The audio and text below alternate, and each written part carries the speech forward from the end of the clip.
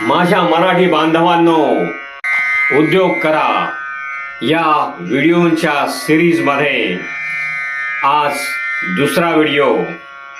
मराठी उद्योगाच्या आड ह्या गोष्टी येतात. मराठी माणूस व्यवसाय करू शकत नाहीत असे म्हटले जाते. त्याचे प्रमुख कारण म्हणजे त्याने जोपासलेली परंपरागत वृत्ती. आता हेच पहा, बहुतांश पालक मुलाला डॉक्टर, इंजिनियर करण्यासाठी धडपडतात.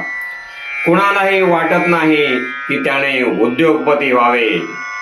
मराठी माणसाला जोखीम घेणे आवडत नाही, कारण परंपरेने चालत आलेली मनस्थिती. मराठी संस्कृतीने गरिबीचं जेवढं उदात्तीकरण केलंय तेवढं अन्य कोणत्याही भाषिक समूहानं केलेले नाही. अगदी आपल्याकडची प्रचलित म्हण म्हणजे दट्टी कट्टी गरिबी आणि लुळी पांगळी श्रीमंती, तसेच साधी राहणी आणि उच्च विचारसरणी अशा वचनामुळेच ही गरिबी मराठी संस्कृतीत मोठी झालेली आहे. आणि गरिबीला मोठं करताना आपण श्रीमंती फारच लहान करून टाकली. कदाचित यामुळेच श्रीमंत असणं म्हणजे काही पापच आहे असा एक गैरसमज आपल्याला बनून गेला आहे. साधी राहणी या वचनाच्या साधी या शब्दाचा गरिबीशी संबंध असल्यामुळे उच्च विचारसरणी असू नये, म्हणजेच छोटी विचारसरणी, आणि त्यामुळेच उद्योग सुरू करण्याची धमक निर्माण होतच नाही. त्यामुळे गरीब राहणं असं नकळत का होईना मानलं जाऊ लागलंय. काही मूढभर माणसे आणि काही अपवाद वगळता खालील प्रकारच्या मानसिकता मराठी माणसाच्या आड येऊ शकतात. मराठी माणसाला जोखीम घेणे आवडत नाही. ते ठेविले अनंते तैसेची राहावे, चित्ते असू द्यावे सुख समाधान. या पद्धतीने जगण्याचा त्यांचा कल अधिक असतो. व्यवसायात सहज प्रगती होत असेल तर ठीक, नाहीतर तो नोकरीलाच प्राधान्य देतो. प्रगती होत नसताना त्या व्यक्तीला सहकार्य आणि प्रोत्साहन देण्याची व्यवसाय संस्कृती मराठी माणसात नाही. उदाहरणार्थ, गुजराती अथवा मारवाडी बांधवांत एकी असते. ते परस्पर सहकार्याने एकमेकांचे विकास घडवून आणतात. व्यवसाय कशा प्रकारे चालवला जातो हे महत्वाचे आहे. तो चालवणारा कोण आहे यावर अवलंबून नसतं. बऱ्याच अभ्यासानंतर आणि याबाबत थोडा बारकाईने विचार केल्यानंतर कळले की बऱ्याच मराठी माणसांत मेहनत करण्याची इच्छाशक्ती खूप कमी आहे. मित्रांनो, माणसाची इच्छाशक्ती म्हणजेच सकारात्मक वृत्तीच माणसाची कार्यक्षमता वाढवते. म्हणून मित्रांनो, सकारात्मकता बाळगा, हीच तुम्हाला व्यवसायात प्रगती मिळवून देईल. व्हिडिओला लाईक, शेअर, कमेंट करा. माझ्या चॅनलला सबस्क्राईब केले नसेल तर आत्ताच करा. त्यामुळे तुम्हाला मराठी बांधवांनो, उद्योग करा, स्वतःचा मालक व्हा या व्हिडिओ सिरीज मध्ये पुढच्या व्हिडिओचे नोटिफिकेशन मिळेल. नमस्ते मित्रांनो, कुठलाही व्यवसाय हा मेहनतीशिवाय होऊच शकत नाही.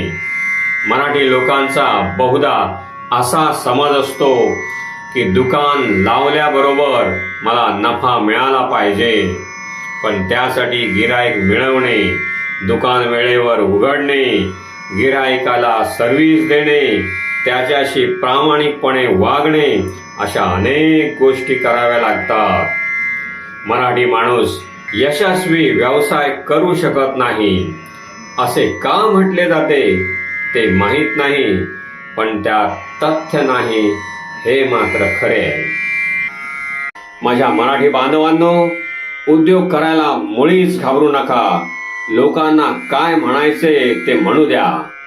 असे शेकडो मराठी बांधव होऊन गेलेत की त्यांनी शून्यातून उद्योग सुरू करून ते शिखरापर्यंत पोहोचवलेत.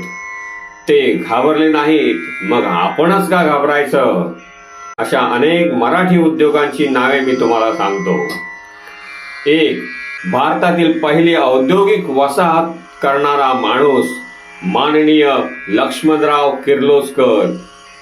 किर्लोस्कर उद्योगाचे संस्थापक हे मराठीच होते. 2, भारतातील सगळ्यात मोठी चॉकलेट सप्लायर कंपनी असणाऱ्या मोर्डे फूड्सचे मालक चंद्रकांत मोर्डे हेही मराठीच होते.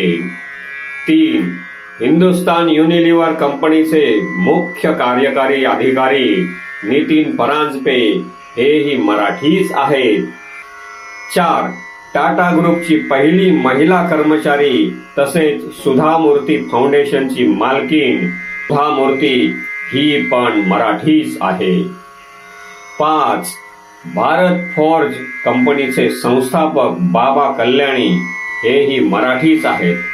6, जगप्रसिद्ध कामत हॉटेल ग्रुपचे मालक विठ्ठल कामत हेही मराठीच आहेत. 7, बेडेकर मसाल्याचे मालक VP बेडेकर पण मराठीच आहेत. आणि 8, गरवारे ग्रुपचे मालक आबासाहेब गरवारे हेही मराठीच आहेत. अशी शेकडो नाव घेता येतील, पण व्हिडिओ मोठा होईल. मित्रांनो, घाबरू नका. भांडवल कमी असेल हरकत नाही. कमी भांडवलापासून सुरू करा. पार्ट टाइम उद्योग सुरू करा. या व्हिडिओच्या माध्यमातून मी तुम्हाला माहिती देत राहीन. जर तेच आयुष्याचे ध्येय ठेवाल आणि मन लावून काम कराल, नक्कीच 3 ते 4 वर्षांत तुमचा उद्योग पकड धरील आणि तुम्ही पुढे जाऊन मोठे उद्योजक होऊ शकता. मित्रांनो, व्हिडिओ नक्कीच आवडला असेल. लाईक करा, कमेंट करा, शेअर करा आणि सबस्क्राईब केले नसेल तर आत्ताच करा. उद्योगांच्या सविस्तर माहितीसाठी माझे लॉंग व्हिडिओज बघा. तोपर्यंत गुड बाय.